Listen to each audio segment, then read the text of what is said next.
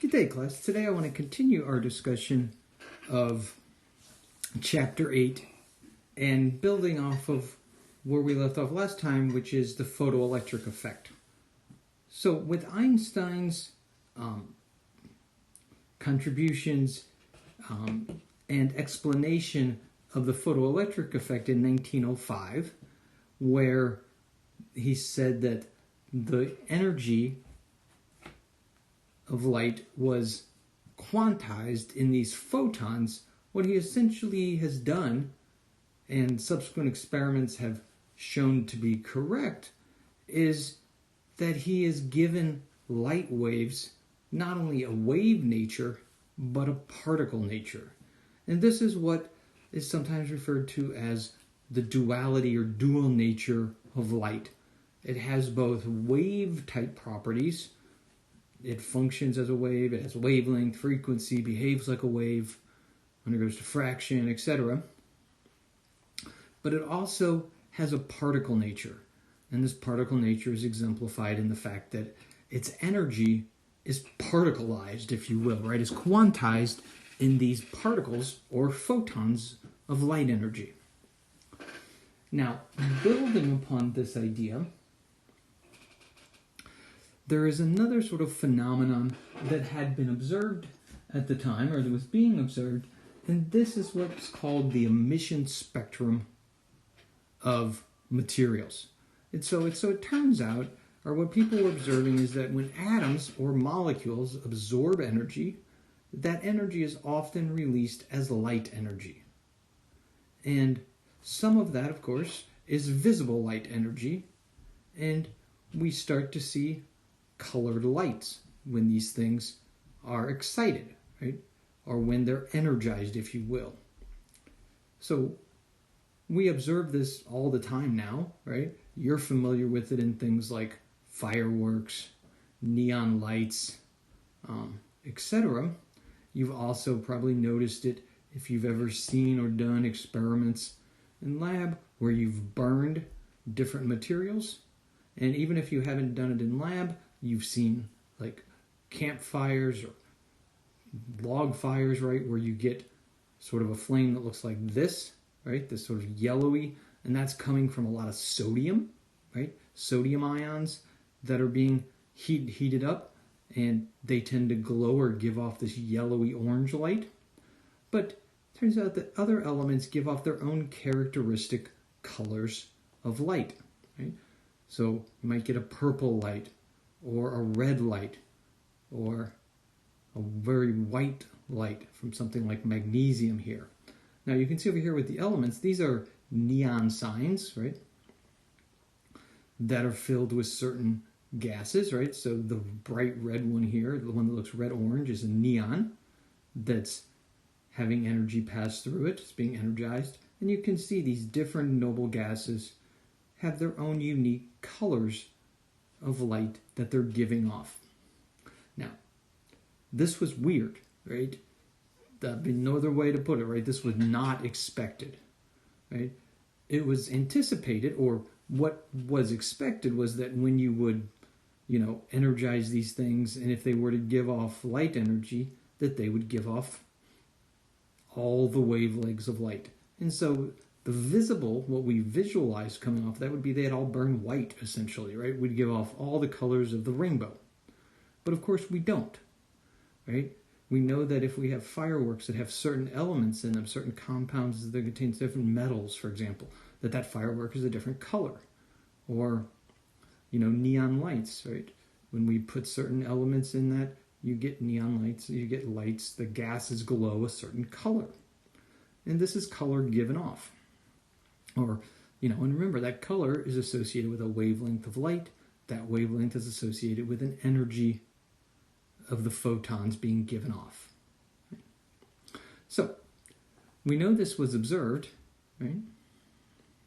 Now, if you take the light that's given off by these elements and you pass it through a prism, in other words, you separate what we see into the individual wavelengths of light, you start to see patterns, right? You see what we call an emission spectrum or sometimes called a line spectrum for an element. So this right here is hydrogen. So when hydrogen is excited or is energized, if you will, right, it gives off certain wavelengths of light. Now, the ones that are in the visible range, right, are these 4 wavelengths of light. These are all part of what's called the Balmer series, which we'll see, right? But now, it should be noted that, of course, hydrogen and other elements give off other wavelengths of light that are outside the visible range. Now, the other unique thing is that this is the particular pattern we see for hydrogen, but every element has its own unique pattern. And these line spectrum have become known as sort of a calling card or a fingerprint of a particular element. So we can use the emission spectrum to identify what elements are present, right? So if we look at the light being given off from something, by looking at the spectrum of light, the color of light and the lines, the wavelengths of light that are being given off, we can tell what that substance is made of, right? What elements would give off these particular wavelengths of light, or this pattern of wavelengths. And so, the key ideas here, it is a non-continuous, right? In other words, it's not a rainbow, right? You do not have all possible wavelengths. We can identify the material. They're unique to different elements and compounds. Now, flame tests are just a way that we can observe this, right? If we burn materials that have these different elements, just like fireworks, right? They give off certain unique colors that are associated with that particular element. Okay, so we have this phenomenon of emission spectrum. Now, the big sort of idea here is that why? Because what we have to understand is that there is no reason for anybody to believe or to understand why these elements would only give off certain wavelengths of light. You know, what's the explanation of why this wavelength but not this wavelength? Why are these wavelengths not given off but this one is? So we needed an explanation. And this is where the so-called Bohr model of the atom, developed by Niels Bohr in about 1913, starts to try to give us this explanation. So first of all,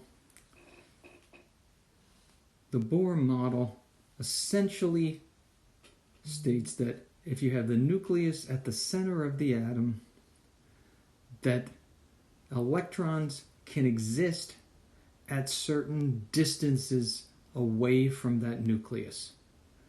So what he did was he said that there are certain distances. Now, when we talk about distance away from the nucleus, we can also think of that in terms of energy, right? And so an electron could be located at certain energies, but not all energies. So the way Bohr explained this was that he said that an electron could be here at 1, it could be at 2, it could be at 3, but it couldn't be anywhere in between. So, right, you couldn't have an electron with this distance away, with that corresponding energy, or this distance away. And this is how he began to explain why we only see certain wavelengths of light. Because the way that those wavelengths of light are given off in his explanation is that, okay, if you have an electron that is, say, at level 3,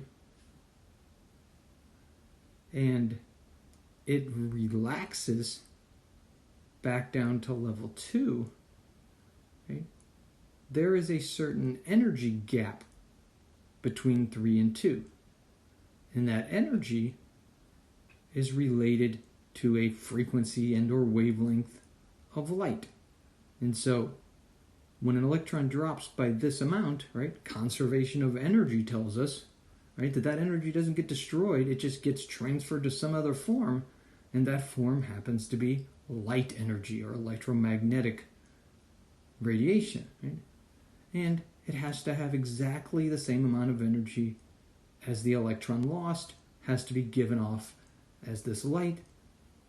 And so when a photon of this particular energy is given off, it's going to be associated with a particular wavelength and frequency of light.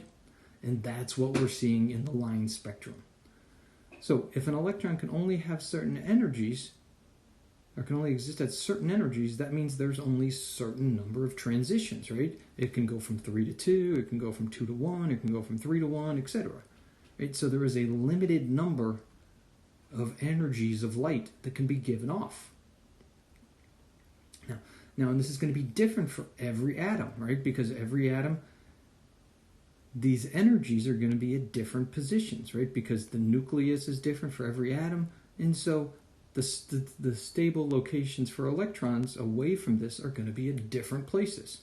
And so the gaps are going to be different. And so while a hydrogen atom is going to have certain gaps that are going to result in certain wavelengths, a helium atom will have different gaps, etc. Right. So this is essentially what Bohr gives us. And so to summarize here, we have the nuclear model of the atom, but it doesn't really explain any of this kind of idea. It really doesn't talk about the electrons at all, except for they exist. So what Bohr did was he said the electrons travel in what he called orbits, right, which are fixed distances from the nucleus, and the energies of these orbits are quantized. So again, that idea of certain fixed quantities, meaning, again, they can be at certain distances away from the nucleus.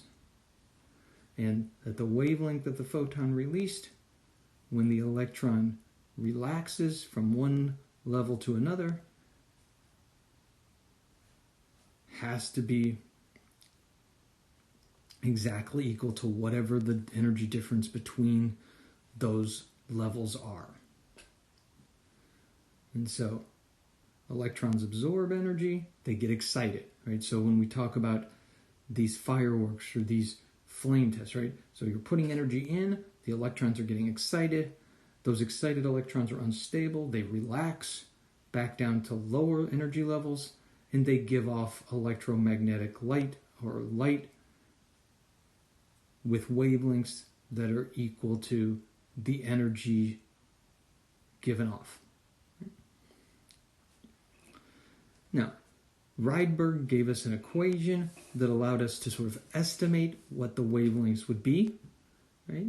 And so basically what he said was that 1 over the wavelength would be equal to this constant times 1 over m squared minus 1 over n squared, where m and n are the levels that you're at, where m is the starting level, right? That's where the ending level, right? So it's the lower energy one, and n is the beginning one.